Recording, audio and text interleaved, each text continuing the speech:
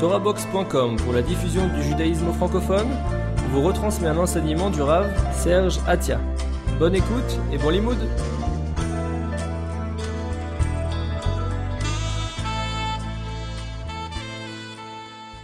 Maintenant, il y a une deuxième chose une troisième chose qu'on va regarder après le Dougma Ishit.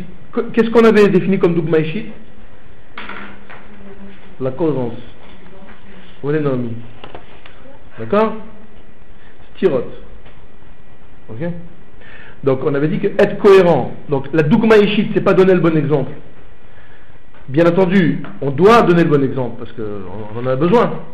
On doit avoir ce souci de bon exemple. Mais surtout, la Dougma Ishit, elle est basée sur la cohérence. Ça veut dire qu'il ne faut pas le moins possible, que les enfants voient de l'incohérence chez nous. Ça, c'est meurtrier. D'accord? Quand un enfant voit ses parents, son père ou sa mère, incohérents par rapport au message, ça c'est mortel. D'accord? Mais d'un autre côté, il ne faut pas oublier que nous serons de toute façon incohérents, parce qu'on est des êtres humains, et donc on n'est pas programmable.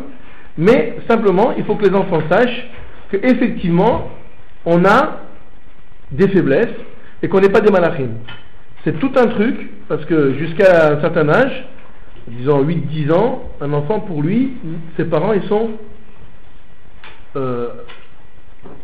sont infaillibles. D'accord? Avec le temps, il apprend, et ça, faut que vous sachiez que c'est un choc. La première faille qu'on voit chez nos parents, c'est un gros choc. Parce que comment, je croyais, et là il y a tout qui s'écoule, d'accord? Comme on a l'habitude de dire, que une bonne réputation ou une bonne image, ça met des années à se construire, et ça met quelques jours à se détruire. C'est normal, d'accord? Tu mystifies jusqu'au jour où ça prend du temps, et après, dès qu'on voit chez toi un problème, tout qui s'écroule comme un building de cartes, d'accord? Donc là il faut être prêt à ça, de toute façon ça va arriver. Donc il faut être prêt à ça et dire à nos enfants à partir de l'âge de 8-10 ans qu'on n'est pas le Gadol Hador. D'accord? On peut éventuellement postuler au poste de Gadol Hadoré, mais Gadol Hador, c'est pas nous. D'accord? Très bien. Alors maintenant je voudrais ramener un autre petit point qui est toujours dans le Chinour, d'accord? C'est la notion, après les échelles, maintenant les limites. Les limites. Ça veut dire jusqu'où on peut aller et jusqu'où on ne peut pas aller. Ça veut dire, c'est pas à chaque fois qu'un enfant commet une erreur que tu le reprends. Ça existe, il existe des erreurs pour lesquelles on ne relève pas le problème. Pourquoi? Nous avons c'est vrai que vous allez voir quand vous allez vous marier, vous aurez des enfants, Ezrat Hashem, Bekarov, d'accord, que vous verrez que vous allez tout de suite avoir deux soucis qui viennent à l'esprit. Shalom Bayit, c'est nous. Dès que tu as des enfants, tu as une angoisse qui commence à arriver. Je vous le dis parce que je l'ai vécu, mais je suis sûr que c'est comme ça pour tout le monde, pour tous les parents qui ont un souci, qui veulent faire de leurs enfants quelque chose. Alors, on a très peur de se planter, on a très peur que nos enfants soit des enfants à problème, qu'il faut aller, on commence les histoires. Et les profs qui appellent, les histoires. On tremble de ça. Tout le monde tremble de ça. Surtout dans le Olam HaTorah, où non seulement on veut des enfants bien élevés, mais on va en faire des Torah. Donc dès que le gosse il va se taper une mauvaise note en Mishnah ou en Kodesh, ou tu auras une remarque du professeur sur ses midot, le monde pour toi il s'écroule, ça y est, tu risques de perdre ton truc.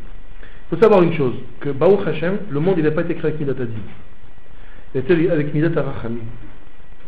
D'accord? Même Hashem, tout Hashem, il a créé le monde avec Midat Hadin, l'espérance de vie elle était de 10 secondes. Tu ne peux pas vivre. C'est-à-dire, tu fautes, tu payes. Ok? Il faut savoir que ce n'est pas à chaque faute. Il y a des limites. Il y a des limites, et si on dit qu'il y a des limites, donc c'est qu'il y a une marge. Donc la différence entre Midat Hadin et Midat HaRachamim, c'est que dans la Midat Hadin, il n'y a pas de marge. Tu as fait une erreur, on la règle. Et Midat HaRachamim, il y a du temps avant qu'on la règle. La difficulté, elle va être de ne pas transformer la Rachamim en laxisme. Que l'enfant, il va jouer là-dessus. Il va jouer là-dessus, à savoir, va se dire, bon, bah, je peux encore jouer encore un peu, jusqu'à ce que je vais avoir des réprimandes. Alors, l'équilibre, il est pas évident à trouver, effectivement, mais, comme dira Eliyahu Meir Blor de Tel, que lo alecha amelacha ligmor, c'est aussi dans le terme du chinuch. Lo alecha amelacha ligmor, c'est dans le domaine du chinuch. Ça veut dire, on fait ce qu'on peut. Alors, c'est le bon Dieu qui décide. Ok? C'est le bon Dieu qui... Ne me dites pas que Yitzhak Avinu n'a pas fait tout ce qu'il pouvait avec Esav, ça n'a pas empêché Esav de mal tourner. Ok? Donc, ça c'est lo alecha amelacha ligmor. Maintenant, est-ce que Yitzhak pour autant il n'a pas fait avec le Lamaba? Pas shoot, Yitzhak Avinu. Ok? Ça ne lui a pas empêché d'avoir Esav. Parce qu'il y a des paramètres qui nous échappent complètement. Okay? Alors, quel est le critère? Comment ça fonctionne? Il faut savoir que tu ne peux pas changer de point de vue avec tes enfants toutes les 5 minutes. Donc, qu'est-ce que tu veux de tes gosses? Qu'est-ce que tu veux de tes enfants? Tu veux, qu'ils soient émet. Parce que ça, c'est Chotmot chez la Kadosh Baruch Hu. Émet.